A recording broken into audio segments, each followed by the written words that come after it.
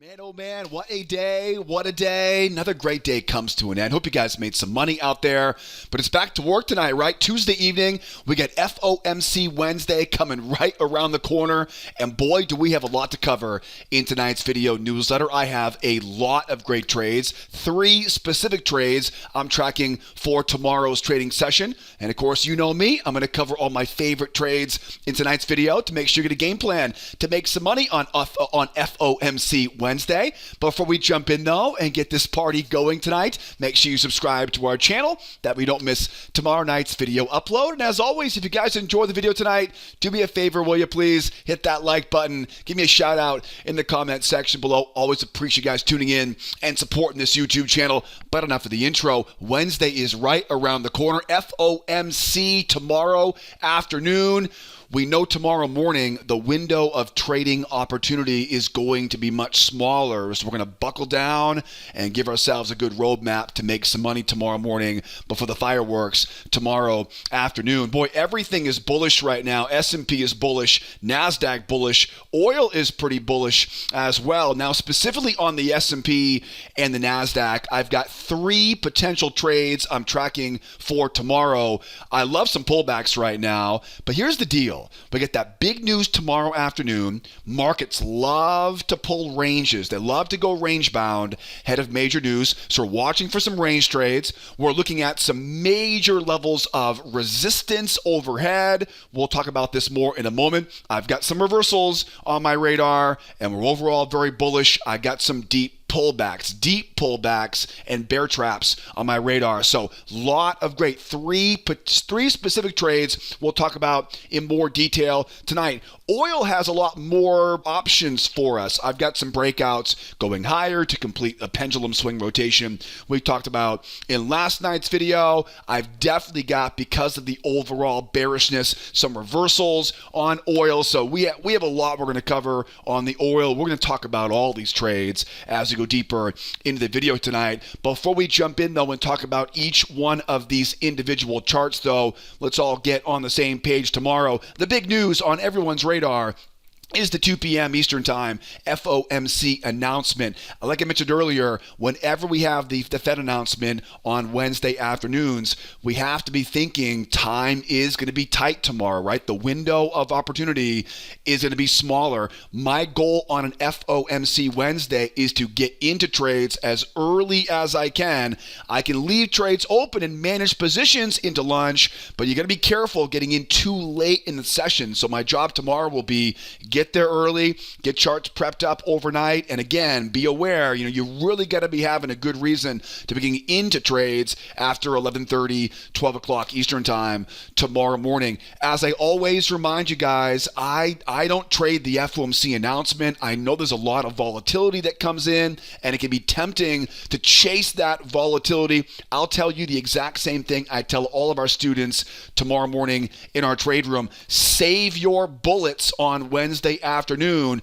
Don't go shooting yourself in the foot on Wednesday chasing after that news report coming out. Save those bullets because we have Reaction Thursday, the day where all the professionals come back to their desk. Oftentimes that Thursday trading session following the FOMC on Wednesday afternoon, oftentimes that is one of the best days of the week. So promise me tomorrow early in. Again, you can hold positions into lunch, but my goal tomorrow will be early in, early out, of course. Save the bullets in the afternoon, grab some popcorn, watch the fireworks, but again, come back on Thursday and we'll have a lot larger window of opportunity. Now, back to our charts though, because we got to get ready to make some money on Wednesday morning. I'm going to go over each one of these charts and talk about my favorite trades here right now. Make sure you watch all the way through to the end of this video because every trade I talk about can be applied to your favorite market. So don't click off after your favorite chart. I'm going to work my way through and I'll find a way to wrap this all together for you. If you like making money, I would definitely watch all the way to the end. I'm going to start first here on the S&P and the SPY. We'll go to the Nasdaq and the QQQ. We'll wrap up on the oil and the USO here tonight. A couple things. First of all, these are all tick charts here tonight, guys. Don't forget, all the charts tonight will be tick charts. You can see the time frames in the upper left-hand corner. This is is the 21 EMA. I always use the 21 EMA on all of these charts. And as you guys always ask for, I do provide some higher time frame charts. I have some 60-minute time frames and some 4-hour time frames that'll give you a little bit more of a bigger picture, more of a context in which I'm using here for tonight. So grab those links, the description of the video here tonight, if you want to see more of a bigger picture and the lens at which I'm looking at these markets right now. What's the most important factor that we have here on the S&P? We are definitely bullish overall. We're bullish on the 60-minute. We're bullish here, of course, on the 10,000 tick chart, and we have a relatively strong punch higher here. Anytime we see a strong move like this, we expect to get another leg in the same direction. So we're very bullish. The challenge we have right now, though, is two big issues we have to be kind of aware of here for tomorrow. One is this big news report coming out tomorrow afternoon, which is why I'm definitely keeping an eye out for a trading range. We're going to talk a lot about range-bound game plans because ranges are pretty easy to make money with, but you have to be aware of how to trade them. We're going to talk a lot about that. That's one of the variables on the chart right now. The other one is, and you'll see this on the Nasdaq as well. Again, look at the 60-minute time frames, the description of the YouTube video, and you'll see we're starting to get up around some of these bullish objectives that we talked about in last night's video. You know, whenever we have a very strong bull market like this and we start running into, major objectives overhead, we start thinking about, well, first of all, we don't want to buy very high. We'd like to buy deep pullbacks. So deep pullbacks are definitely on my radar for tomorrow. And reversals, right? Reversals are certainly something I'm watching. Got to be careful, though, trying to pick tops in an overall bull market. So we'll talk about that as well. My favorite trades for tomorrow, right? If I could kind of pick three of my favorite trades across really both the S&P and the Nasdaq, one of them would be waiting for a trading range. Whenever I see a trading range, I like to wait for those pullbacks, look for those failure patterns, right? Like you guys are learning in the free trading course. I love to see us go sideways, start to trap in some bears off some support levels and use my failure pattern, right? Like you guys are learning inside of our free trading course. That is one of my favorite trades here for tomorrow. I would love to get some deep pullbacks. Now, remember, deep pullbacks, we talked about this last night. Whenever we see deep pullbacks, we want to what? Trap in some of these bears. Deep pullbacks, momentum gets pretty strong for the bears. Range below becomes a magnet. I'd like to use that two-try failure, right? It's a failure pattern, but a two-try failure. We learn about those in the free trading course. I'd love to get that deep pullback so I can avoid buying too high, right? Use their stops as fuel, and we talk about this in the free trading course. Grab that failure, possibly a failure into pullback combination back up. Again, overall bull market, I don't want to buy too high up here, right? So even if it does go higher, I'd like to get that deeper pullback, rope in some of these bears, use their stops as fuel, deep pullback, rope in some of those bears, use that stop as fuel, right? This is what's going through my mind right now on the S&P. That is one of my favorite trades. Deep pullback, two-try failure into that pullback combination. We talk a lot about failure into pullback combos. My third favorite trade here for tomorrow is going to be a crown reversal. Now, crown reversals are very specific, and we have to be selective, right? It's a very bull market overall. We have not reached our objective yet on the S&P or the Nasdaq. What does a crown reversal look like? Crown reversals are really simple. We know we're overall bullish, so if I want to pick a top in this market right now, I need what? I need some sort of catalyst, something to get this market to roll over. And the catalyst I'm going to use are the stop losses for the buyers in this case. The way a crown reversal sets up is as we pull back, and again, this could be anywhere in this area, I want to wait for buyers to start buying high. Again, you'll see on the 60-minute time frames description, we get a lot of overhead resistance here right now on the 60-minute chart. Again, still pretty bullish. So hopefully we'll get some buyers who try to buy high I need to use their stops as fuel, right? That's the key here. I want to let them try once. I want to let them try twice. And a crown reversal is pretty simple. What I'll do is look for a trap high off of that high. Now, the reason why you need to trap on these is because as the market goes lower, right, what I don't want to do is try to sell. For example, what I don't want to do is use a standard two-try failure. If this was more of a bear market, I could maybe say, okay, buyers once, buyers twice, and sell into those stops. But again, it's an overall bull market. If I sell into those stop losses, where am I selling?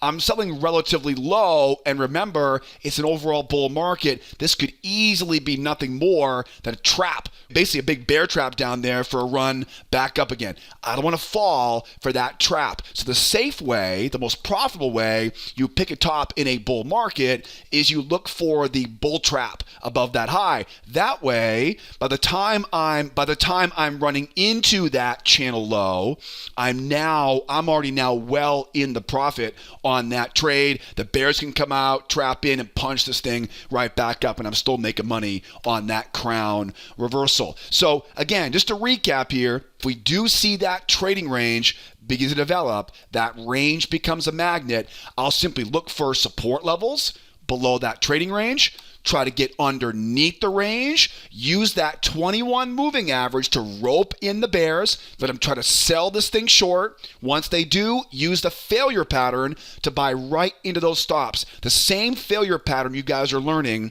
in my free trading course, which reminds me, I've been talking a lot about the same stuff you guys are learning in the free classes. I know that most of you guys and gals watching tonight have taken my free course. You've learned how to trade range-bound markets with failures like I'm showing you here tonight, but I'll bet a bunch of folks are new here tonight. If you haven't taken that free trading course and learned these entry patterns, I'll put a link up there for you in the upper right hand corner. Grab that link, take my free trading course on the website, because the strategy that I teach in that free video series will teach you a stupidly simple trick to know exactly where the best winning trades will be each day, and I'll make it really easy to start making money each day with 4 of my favorite entry patterns. If you're missing the best trades right now, if you're taking too many losses, definitely grab that link that popped up there. Take the free trading course. In that free course, you'll see a ton of examples of how we use ranges as magnets, trap in this case the bears, get those bears right to trap in, and use their stops as fuel. Again, that's one of my favorite trades here for tomorrow. The second favorite trade, again, I don't want to buy very high. So even if we do end up going higher here, all I'm going to do is adjust this channel higher and keep waiting for that deep pullback. So be aware, if we keep going higher, I'm going to keep on waiting for that deep pullback. I'll simply adjust that channel a bit higher. But the idea is pretty simple. Whenever we have a real deep pullback, we know we're overall bullish. I can see we're at support here, right? Support in this area. The problem is when the market makes a deep pullback like that, I now have to anticipate the bears are going to try a little bit harder, right? They're not going to, it's not a shallow pullback, right? The deep pullback. So in that situation, let those bears try twice. Let them dig their own grave. Let them wrap that noose around their neck. It's an overall bull market, right? It's not a bear market. Once those bears commit, now we know where their pain is, and now we can punch it, use those stops as fuel, as we always say, and buy into those stop losses. One of my favorite trades, and we talk about this in the free trading course, is to get that failure into pullback combination, right? It's a 2-try failure, again, because of overhead resistance, deep pullback, and that pullback combo. Target off, back to retest the high, leave that runner up around that 40, 54 and a quarter area. That's the second setup I'm watching for tomorrow. The third one, again, and this could happen really anywhere in this area, is that crown reversal. These are the ones you got to be very selective with. Remember, want to see it pull back? Buyers try once, buyers try twice. We need that trap high, right? We need that trap high because I don't want to sell it as it goes lower, right? I want to be firmly in the green on that reversal as it goes lower.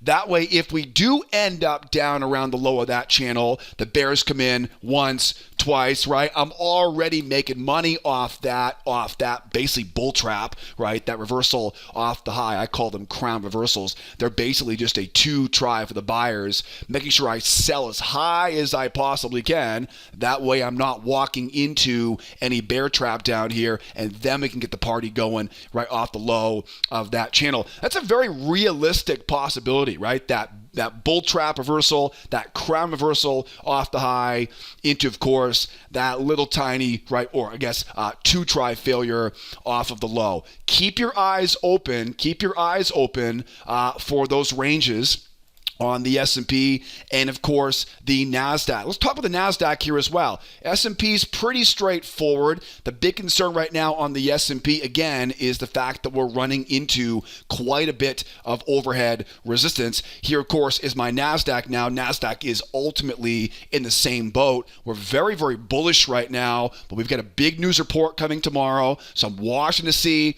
if we can find a trading range. Again, this range could be here, it could be here, it could be here. I would not be surprised at all if we keep going higher. But again, when you see this in the description of the video tonight, you'll see those 60-minute time frames, those 4-hour time frames, and you'll see the Nasdaq, again, very bullish overall, which is why we can be careful picking any tops on this thing right now. But again, we're running into quite a bit of overhead resistance. So if we end up going higher, I'm looking for possibly a crown reversal, or at the very least, those deep pullbacks to trap in, right, those bears and buy into those stop losses. So very, very similar here right now on the NQ as far as the overall game plan. The Nasdaq, you'll notice, has probably even a little more strength to it as we go higher. This move higher here is pretty darn strong. So anticipate a range.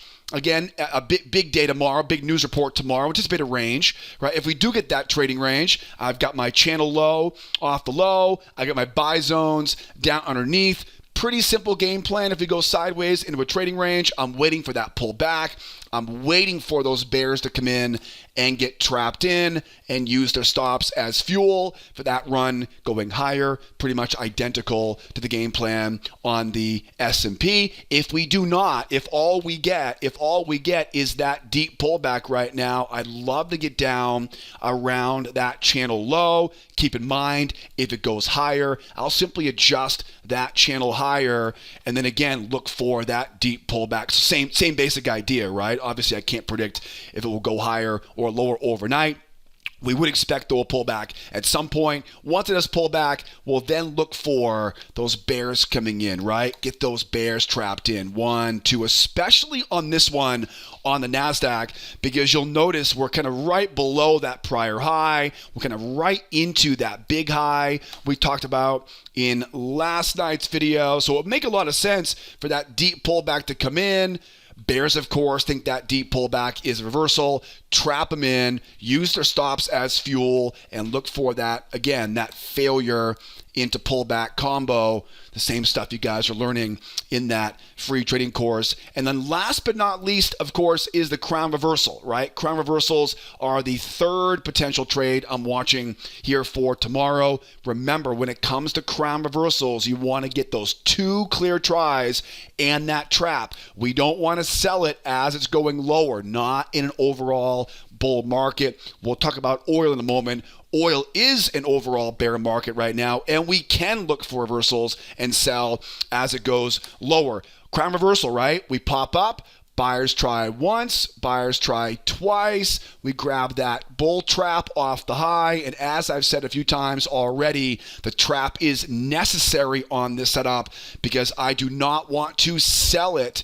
I do not want to be selling short as it goes lower. We could easily get that crown reversal, those 2 tries from the buyers, and then as we go lower now, bears start getting trapped in, and we get those failure into pullback combos. There's no reason why we can't make money on both sides of this market. And again, keep in mind, this crown reversal could easily happen, right? Could easily happen here as we go a bit higher here as well. So we're keeping an eye on that 2-try failure.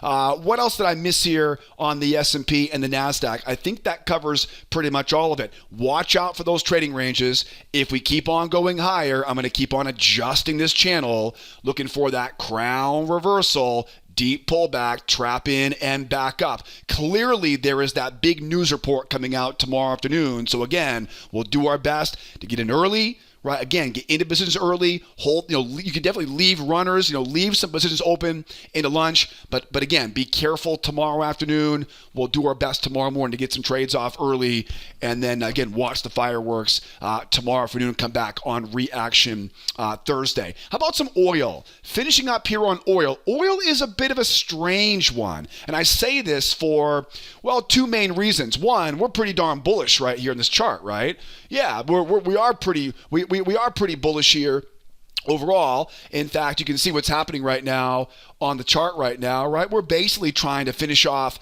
that rotation. We talked about this last night on the video, right? We had that move down. They retested. We talked about this rotation off the high or off the low in last night's video. And of course, we mentioned, right, where was the objective? Back to take out that $70 a barrel. So here we are now up around resistance. So the challenge we have right now is we're very bullish. And these can be difficult to pick tops whenever we have a very strong rotation off the low like that. And it's easy to see this market could easily keep going. The amount we went below the range yesterday is now projected above the range. So there's no reason why this oil couldn't keep going here up to that 71 a barrel. You can also see this triangle coming off the low. Triangle, kind of the most conservative way to draw that triangle high, right? Puts us up around 71. So there's very good chance this thing keeps going up to 71. So we're very bullish, and there's plenty of open space in my eyes for the buyers to keep this thing going. That's the bull case for it. The downside for the bulls is we're overall bearish, and you will see on that 60-minute time frame, the description of the YouTube video here tonight, you will see real quickly on that chart, we are right up around the top of a very big bear channel. And again, this area here, right, this whole area here, much like the S&P and the Nasdaq, are littered with overhead levels on higher time frames. So we're bullish in the short term, but we're very bearish in the long term. We're running right into some overhead resistance. So knowing all of those kind of key factors here right now, how do we trade this? A little bit more difficult on the oil. Well, first step is we have to think that as the market goes higher and tries to finish off that rotation, we can certainly look for that same game plan we talked about in last night's video. So as we go higher, before we reach this area, very important, before we get up around that 71, basically 70, 93 area, we can look for bear traps. We look for trap entries like you guys are learning in the free trading course, right? So bear traps, trap entries are really going to be the only way we can buy this on the way higher and buy it safely. Again, this is very similar to last night's game plan. Now, what is very different from last night's game plan is I really don't have any interest in buying a pullback up here. Why? Well, because we're overall bearish, we need to get some more proof the buyers can actually punch through this 71 area. So this is where things are quite different from the S&P and the Nasdaq. As we go higher, this is where we start looking for those crown reversal patterns, right? Buyers try once, buyers try twice. Crown reversal for that short, right? Crown reversal for that short. Another option would be we go up, we double top. Double top reversals are easier. They're not as strict on the rules. We just want to make sure we get those buyers coming in, let them try a couple times and use their stops as fuel for that reversal back down again, right? So again, as we're going higher, we're looking for those bear traps before we get up into that 70, 93. Once we take out these bigger objectives now we rope in the buyers. Again, the big key difference is the oil is overall bearish. The S&P and Nasdaq are not. I can be a lot more aggressive now on my short side trades on this. And again, I'm not really looking for the buy and the pullback, right? It would be on the S&P and the Nasdaq. Let the buyers try once, let them try twice, get that crown reversal. That's one way to short this thing off the high. Another way to do it is if they do pull back, for example, and buyers come in, trap low, and retest that high now, again, we're at major resistance with multiple ranges below you. You'll learn all about ranges in the free trading course. They act like magnets, right? So we know we're at resistance, overall bear market, range below us. If I can get these buyers to come in, if we can get these buyers to come in now and try a couple times, right? Buying into overhead resistance, buying once, buying twice, I can use their stops with that 2-try failure. Now, keep in mind, these double top reversals, they love to roll over and then give us a brand new channel coming off that low, off that high. And then, as we always say, first test is the best test. We can take that short off the top of that channel. And of course, this could be a bull trap like I'm showing you right here. It could be a buyer failure pattern. A lot of times we'll see failure patterns off the high of that new channel, right? So keep an eye on that. Another one I'm watching for would be basically a V top, right, off the high.